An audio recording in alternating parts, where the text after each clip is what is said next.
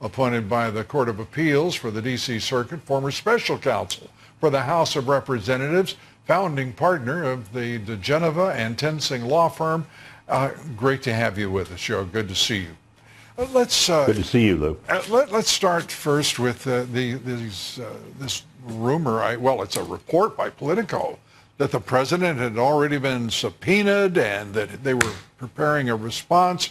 I mean, this is wild stuff.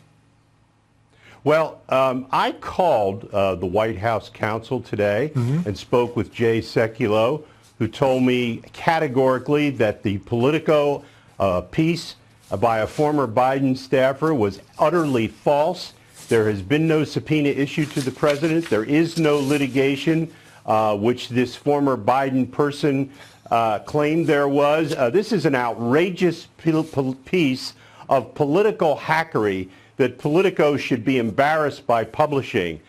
This guy runs, believe it or not, runs McClarty and Associates, which is a big lobbying firm. Now, what this guy is doing writing about a constitutional issue involving the President of the United States is unclear to me, except for one reason: to create a false story just a few days in front of the midterm elections. What a disgraceful performance by both McClarty Associates and Politico. Well, Politico, they're not exactly what you would call a moderate organization when it comes to their news philosophy. Joe, it's great to have you with us, and thanks for clearing the record up on that.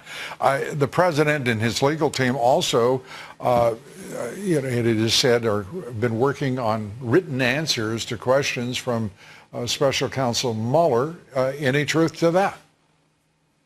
My understanding is they have been thinking about some written answers to some questions. There's been no decision made about whether or not to answer them. Mr. Mueller is on very shaky ground. He's not asking any questions about anything that involved the president while he was president of the United States. All of the questions are relating to when Donald Trump was a private citizen and a candidate regarding the Russia collusion nonsense. Yeah, well, you answered the question I was going to ask. What sense does any of that make on the part of the special counsel? This has become, he's trivialized just about everything associated with the maximum charter that he was given by Rod Rosenstein. Well, this is an embarrassment to the legal profession, the Department of Justice, but make no mistake about it. Rod Rosenstein created this monster purposely out of pique. We already know that he was engaged in discussions with some corrupt FBI officials to record the President of the United States, and the President is keeping him around for one reason. He's got to get this Mueller thing over with, and when that's done, there'll be no Jeff Sessions and no Rod Rosenstein, and that'll be the best thing that's happened to this country in 2 years. Yeah, it's stunning. The FISA abuses, I have to say that when Congressman Mark Meadows came up with this request of the FISA court to investigate whether or not the FBI was abusing the process, here we are 2 years into this administration, 2 years into the FBI, and 2 years plus with the FBI and the special counsel investigating Russia collusion. This is the first time I'd ever heard the suggestion that the FISA court could investigate it themselves and set the record straight. Well, they can, and in fact, the chief judge of that court wrote an opinion just ripping the FBI and the Department of Justice to shreds in April of 2017, when she said there had been a consistent lying by the FBI and the Department of Justice under Barack Obama to the court. What's really sad is that Rod Rosenstein and Jeff Sessions, who had a chance to fix this, have done absolutely nothing about it except obstruct Congress, which is one of the saddest stories and parts of the history of this presidency. They've stolen 2 years from this president by virtue of their incompetence and their political corruption. And again, I say with great regret that Jeff Sessions has been an abysmal failure, and Rod Rosenstein is the most politically corrupt deputy attorney general in the history of this country, and he needs to go. And just on birthright citizenship, some counsel to the president.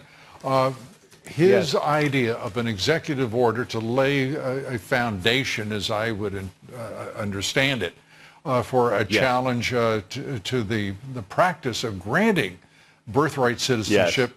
Your Lou, thoughts on it?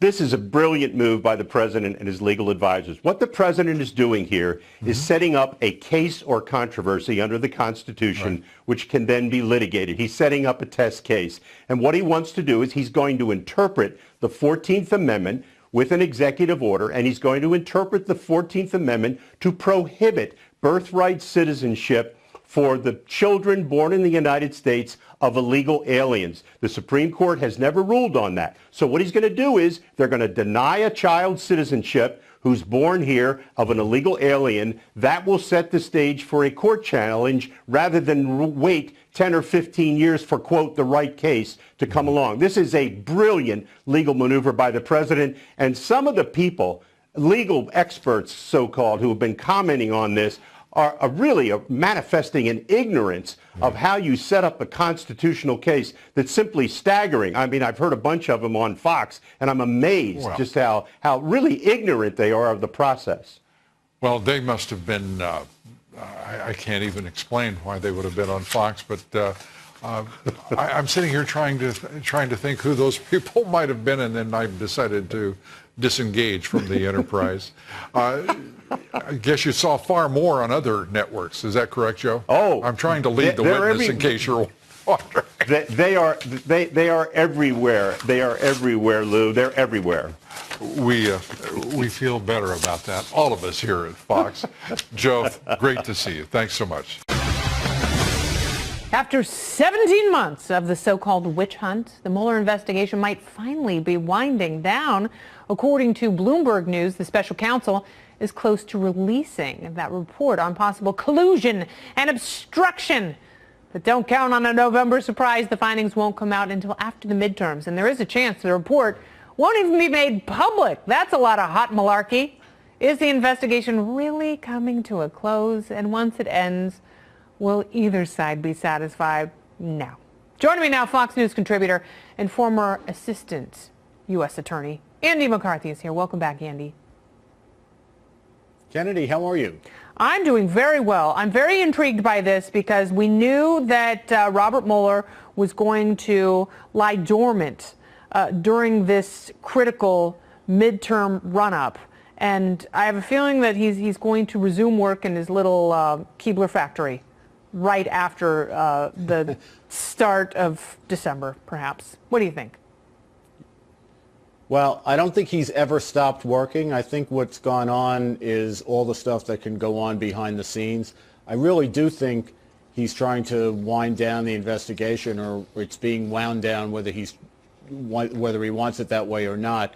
I think they nailed down the Manafort business right before Labor Day. That really took off the table any pending indictments that they had. And what we've seen in the last few weeks is he's kind of drawing down staff-wise. There's 3 or 4 people who've left his staff to either go back to their old jobs or get new jobs. With the Democratic Party. He's transitioned some of the cases right. That's right. Well, do you think they ever stopped working for the Democratic Party? That's I guess that's the question. Come on, man. They're all corrupt deep staters. They're all a bunch of cockroaches. I don't know if that's true, but it sounds fine. And they're angry. Apparently they're angry. Very angry deep state cockroaches who just want to bring down a good man, Andy. But let's talk a little bit about Rod Rosenstein, because he gave this sweeping interview to the Wall Street Journal. What do you think people expected that he would say in public? Oh, yeah, I'm sure they expected he was going to say the investigation was completely inappropriate and totally politicized. You know, obviously, he said it was an appropriate investigation, that it was done by the book. He's running it, so what else would he say? Yeah. Why won't he talk to Congress? Probably because Congress is looking into something he's uncomfortable with, which is the investigation in 2016. He's happy right now to talk about Mueller's investigation in 2017 because he can talk about these Russia indictments, which I think are really more in the nature of publicity stunts than charging instruments because everybody knew no one was. Is the president out of legal jeopardy? No, he won't be out until Mueller finally issues his report, but I think there's a very good chance that he'll end up that way. Look, you, Andy McCarthy. Thanks so much for being here. Appreciate it. Special counsel prosecutor Robert Mueller is reportedly ready to deliver core findings on the Russia probe after the midterms. Joining us now is Bill McGurn, Wall Street Journal columnist. I want to ask you first, because you work for the Journal and you have a high standard for what's news and who's the source. What do you think of these reports we hear about what Robert Mueller is doing? How much credibility do you give them? Well, I think we don't know. We don't know then. Look, the credit I'll give Mr. Mueller, I'm a big skeptic about special counsels, the idea of a special counsel. But I think that what he's doing is in marked contrast to what FBI Director James Comey did in the 2016 elections, inserting himself, making one statement, reversing it, then reversing it again. And I credit him for at least not doing that, not trying to be the big story in this election. So you're saying that he is not Chatty Cathy, the FBI director, as Comey was? Yeah, or some of Mr. Comey's team. I mean, Andrew McCabe is in trouble for that. And you look at these other stories around the government. The person on the Senate staff that pled guilty to charges of leaking, and then I think another woman from Treasury Department that was arrested today. There are a lot of blabbermouths out there, and really putting out, controversial So what material. do you think are the odds that he's coming close to a conclusion? And, along the lines of what you just said, we're hearing that we're not going to hear about it until after the midterms because unlike James Comey, he doesn't want to upset it. Do you think that that's a possibility that's really coming to some sort of conclusion? I think it's a possibility, and I think he owes it to the nation to come to a conclusion. I mean, I think it's outrageous for any president to have a special counsel sort of at his heels, nipping at him. It makes it very hard to run an administration to do this. And we haven't found any information in these 2 years that, to me, suggests President Trump was colluding with the Russians on the election. To the contrary, what we're finding about is all sorts of incredible activity by the Department of Justice and the FBI. We now have the head of Fusion taking the fifth. It's extra. We have the FISA warrant sort of discredited in many ways. It's an extraordinary chain. A special counsel is supposed to be appointed to investigate a specific crime. And in this, it looks like the special counsel was assigned to find a crime, and I don't think he will find one. Who do you think is going to end up getting fired after the election? I mean, that was another piece of this story, is the idea that Rod Rosenstein is on his way out. I don't know if I buy that. You see him helping, with the last Supreme Court justice. Also, in this same article, it says that Rod Rosenstein's pushing for this to come to an end soon as well. What do you think his fate is? I don't know. I mean, it's a good question. It seems to be on and off. The president doesn't seem to have any issues with him right now. So who knows? Look, the other thing that needs to be said, these are very high-pressure jobs. And, when I was in the White House, people changed every 2.5 years or something. So it's not unusual for people to leave or find something else to do. There's only so long you can handle it if you're a human being. Bill McGurn, thank you. Always great. Thank you, Melissa. Multiple act of murder. But, of course, that doesn't stop the Democrats. And one of the things that's so absurd about this, I mean, if you look at the mad would-be bomber, Cesar Sayak, at least he was pro-Trump. He really was. Apparently he lived in a van that had a bunch of, pro-Trump stickers on it. But he was also nuts. The guy was completely ineffective. He didn't know how to make a bomb, actually. And it's a little unclear because the news reports are so confused. But these attempted bombs, at least, that he mailed out did no harm. None of them exploded, and I don't think they would have exploded or could have exploded. And so he's different from a guy like James Hodgkinson. James Hodgkinson is a rabid Democrat, was a rabid Democrat, a volunteer in the Bernie Sanders campaign, and he set out to murder Republican congressmen. It's only the miracles of modern science that prevented him from being a murderer. The doctors saved Steve Scalise's life. That's the only reason that Hodgkinson didn't succeed in murdering any Republicans. and I don't know if you saw the story. It didn't get much play, but a week or so ago, a Republican office in Florida, a satellite office somewhere in Florida, got shot up, 4 bullets through the windows. Well, the shooting up of that GOP office did more damage than Cesar Sayac's bombs did, and yet nobody tried to link that to the violent, extreme rhetoric that we are seeing from the Democratic Party, which tells us, among other things, that President Trump is literally Hitler, right? Well, the people who tried to assassinate Hitler are now regarded as heroes. What does that tell you? So that was ridiculous. But even worse, really, is the effort to blame President Trump for the actions of Robert Bowers, the crazed anti-Semite who shot up the synagogue in Pittsburgh.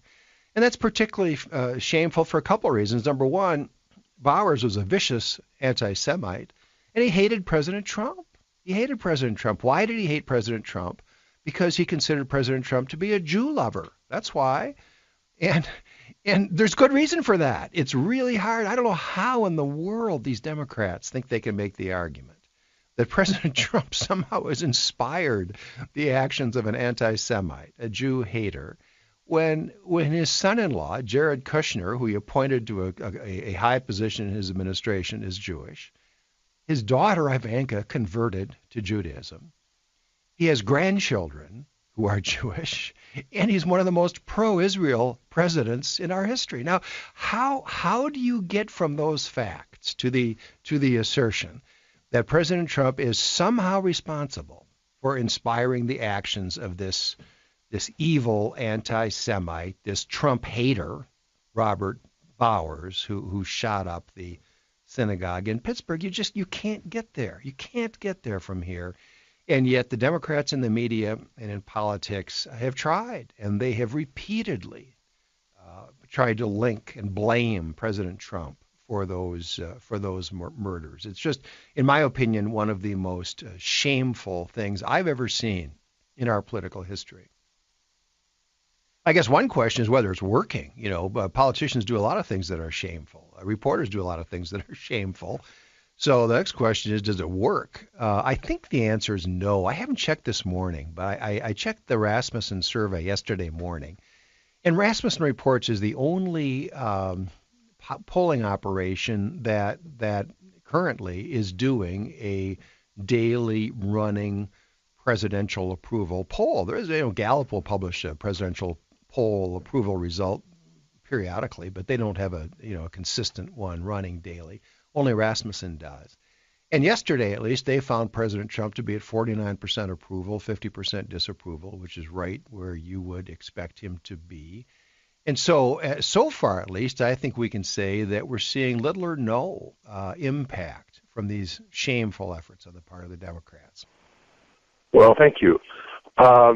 Just calling to say that I think more of the dialogue needs to be on the history of immigration in this country, about what was done with immigrants as they entered the U.S., mostly through Ellis Island.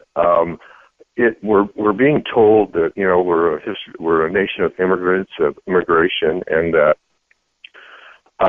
we need to be more compassionate and allow basically anyone in.